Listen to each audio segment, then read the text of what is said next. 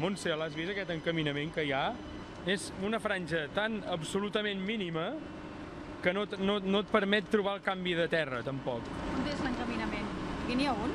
Aquí n'hi ha un. Aquests són els encaminaments per a invidents de les estacions de ferrocarrils de la Generalitat que, segons la Montse i el David, són indetectables amb el bastó. Demanen que l'empresa aprofiti les obres d'adaptació de les estacions del Putxet i Sarrià per renovar aquests encaminaments, no només a les andanes, sinó a tota l'estació. Precisament el que jo necessito és un contrast.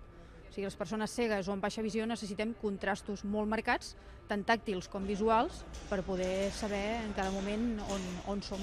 Des de les entitats que treballen per a la integració del cec també denuncien que l'acabament de l'andana no està marcat. Això ens genera molta inseguretat, a part que és un risc, perquè si no anem amb més dels sentits dels que tenim posats, ens podem fotre baix a la via, no? Demanen per això que s'instal·li una franja de seguretat de botons, detectable amb el bastó.